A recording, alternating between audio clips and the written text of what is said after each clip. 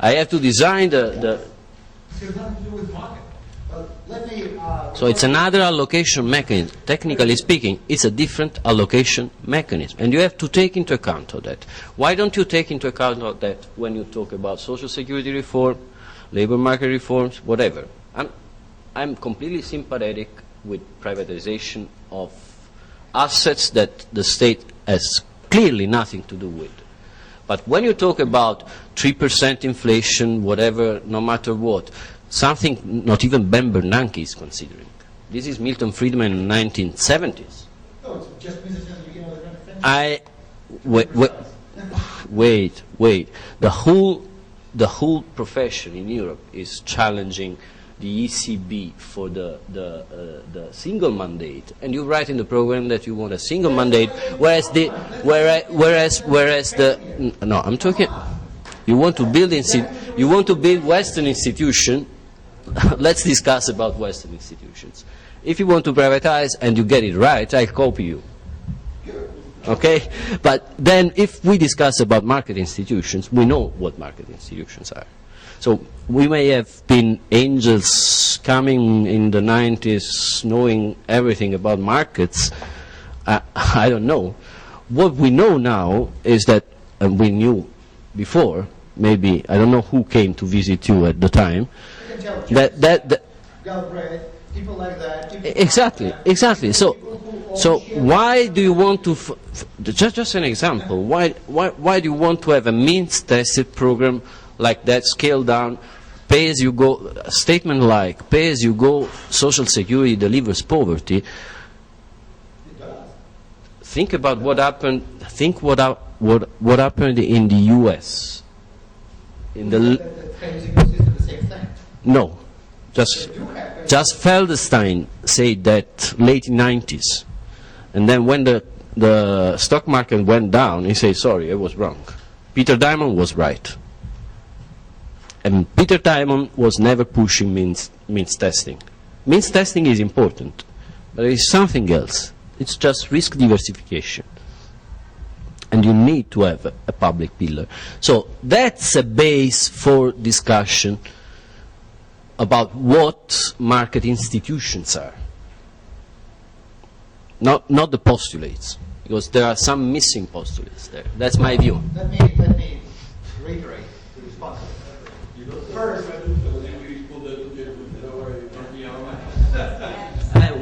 by the way, so this is Okay. From him, and then you reply. Lo dico in italiano, così diventa anche più semplice per il caso. Noi abbiamo in effetti un problema di politica economica, non di economia politica. Lui l'ha detto nel suo speech iniziale. Not only economics, but only economic policy we need to analyze. No. Allora, diciamo, quando parliamo di politica economica dobbiamo parlare di tre cose.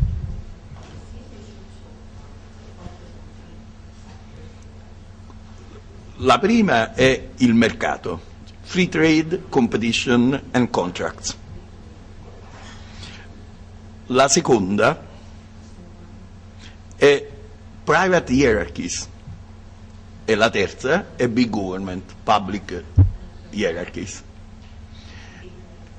Nella politica economica contano tutte e tre. Io devo lavorare col mercato e con le gerarchie. Non è mercato o gerarchie. Mercato o gerarchie facciamo ideology, no, è ideologia. Se invece è mercato e gerarchie, io ho due problemi, che diceva prima anche il professore. Nel caso del mercato ho un problema di hidden information, cioè un'informazione nascosta, e questo è un market failure, cioè il signore che negozia al posto di un altro. Ma nelle gerarchie c'è un altro problema molto più complicato, che è l'hidden action. L'hidden action generate moral hazard, opportunismo in italiano. Cioè io che comando faccio come mi pare a me e ottengo un beneficio privato, non un beneficio pubblico. Invece nel contratto la simmetria informativa, l'hidden information, genera un adverse selection, si compra a prezzi sbagliati, anche nel mercato si compra a prezzi sbagliati. Nella hidden information, nel mercato, io conosco una cosa, l'altro conosce un'altra cosa. Mentre il problema della gerarchia d'azzardo morale, il moral hazard, l'opportunismo in italiano, nel caso del mercato il problema è la adverse selection. Io compro male, o compro a un prezzo troppo basso o compro a un prezzo troppo alto, ma comunque una delle due parti vince e l'altra perde. Allora, diciamo, dobbiamo cercare, probabilmente questo cercava di dire anche lui, dobbiamo cercare di costruire una politica economica dove sappiamo che il governo deve avere una giacchetta stretta, come dice lui. Sappiamo che ci vuole un antitrust che taglia un po' le unghie agli abusi di posizione dominante, cioè alle private hierarchies, e sappiamo che ci vuole un po' di free trade e competition. Però dobbiamo vivere con 3 elefanti sulla barca, perché se no non ce la facciamo. Esatto, dobbiamo tenere i 3 elefanti sulla barca, perché se no non ce la facciamo. Ok, no, diciamo, in questo senso, diciamo, credo anche Was to explain or to go back to what he was saying. I think we need a big course of economic discussion here to clarify all these issues. I think that that's a theoretical debate about economic theory, which is right and which is wrong, and I think that the best way to validate this or that point is to see at the results this or that set of policy and economic theories deliver. And now I'm writing, my next book will be on theory and practice of government failure. I think that's something that is totally missing from the theoretical discussion.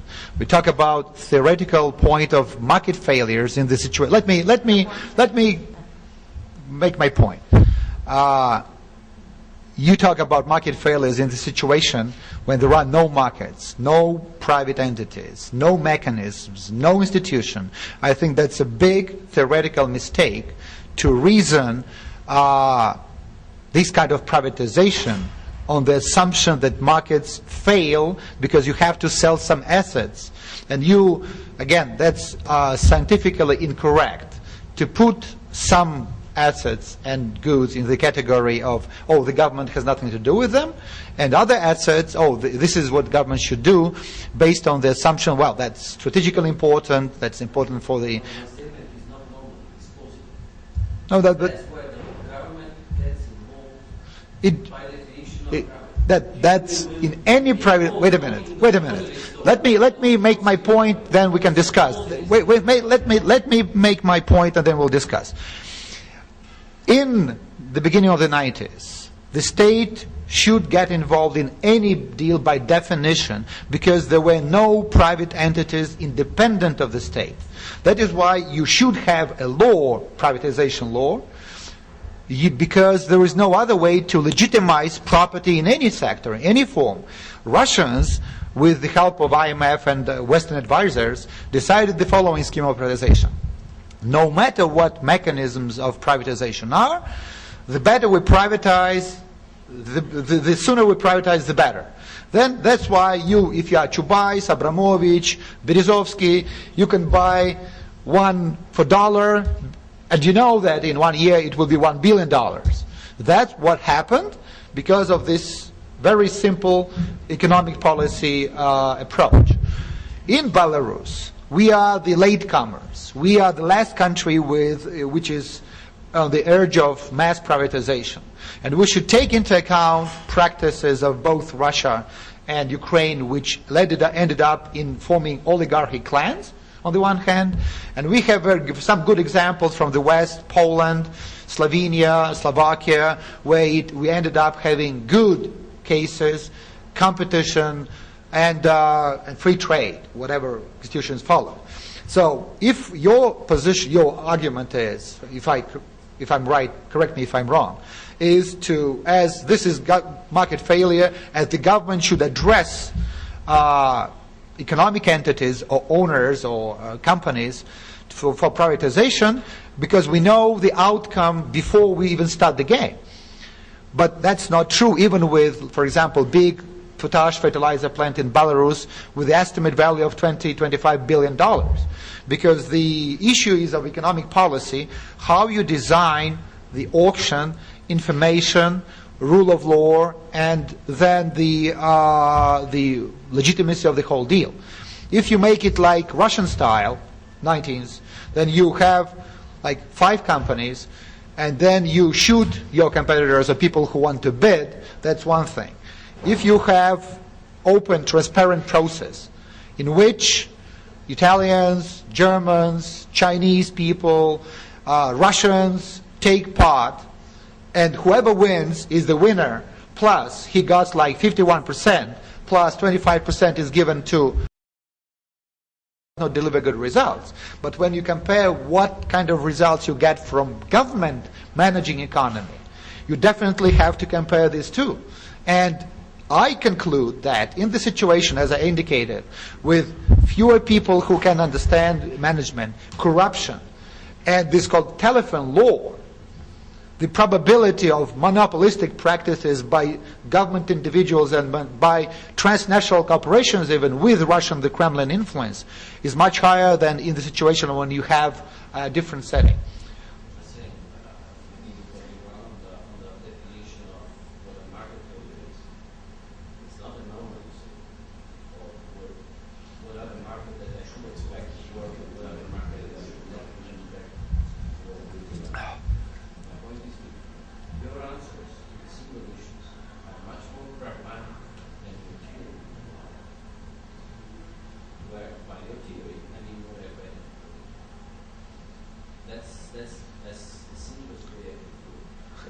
Your policy is much smarter than the theory. That's my very simple point. There is something, if you want to have a good theory for your policy, you have to change a little bit of postulates. That was a mistake. Okay.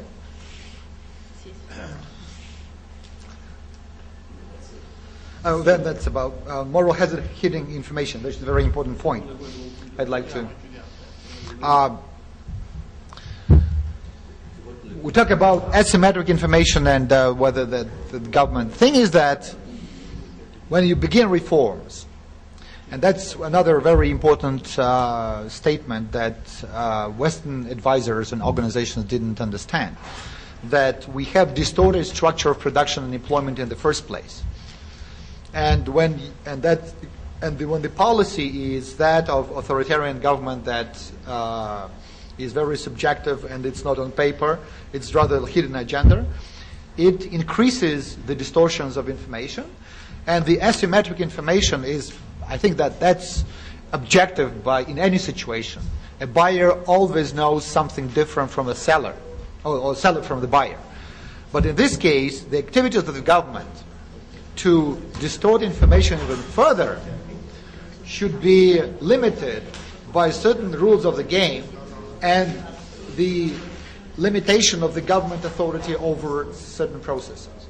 That is why I believe that the answer to asymmetric information problem is not in more government in different parts of the market, especially in emerging economies, but rather less, because markets provide more accurate indicators for policymakers and for entrepreneurs than governments. Sorry. Professore Lo Cicero,